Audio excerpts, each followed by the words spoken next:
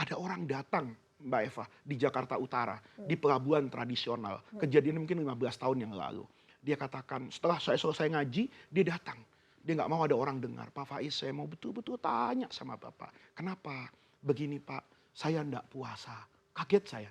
Ada orang ngaku langsung ndak puasa itu Iya. habis pengajian duhur.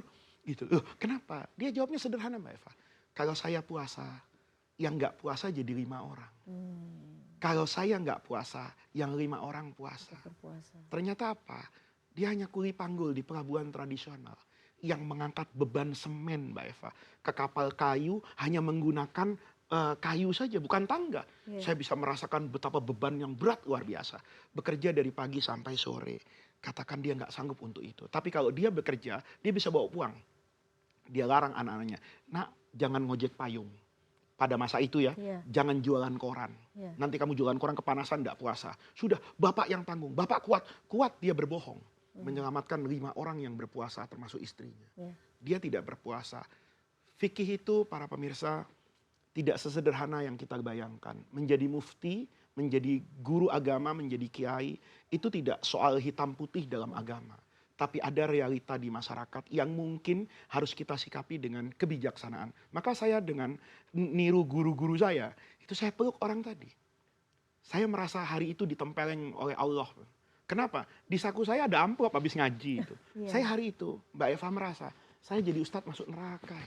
Kok bisa ya? Saya ceramah di masjid ini bertahun-tahun. Saya tidak tahu ada jemaah yang hidupnya sulit seperti itu, sementara saya bisa pakai jas seperti ini. Hari itu saya mengatakan, ini ada kezaliman yang terjadi pada diri saya. Maka sebelum saya nasihati orang itu, saya katakan, Bapak selamatkan dulu surga saya. Iya. Kenapa bos? Saya kasih uang ini. Bapak pulang, ini uang cukup berapa hari, Bapak jangan kerja. Dia katakan, terima kasih. Itu menyelamatkan saya. Nah, soal orang itu nanti dia tidak puasa pada hari selanjutnya, itu saya serahkan kepada Allah. Iya. Kita jangan mudah Mbak Eva ya, menghakimi dan menghukumi orang. Kalau kita tidak tahu latar belakang apa yang membuat orang itu melakukan tersebut, kita tidak tahu juga peran apa yang sedang dia mainkan. Apa peran dia sedang mencari kenikmatan hidup di dunia, atau peran hanya sekedar ingin menyelamatkan nyawa anak-anaknya dengan makan.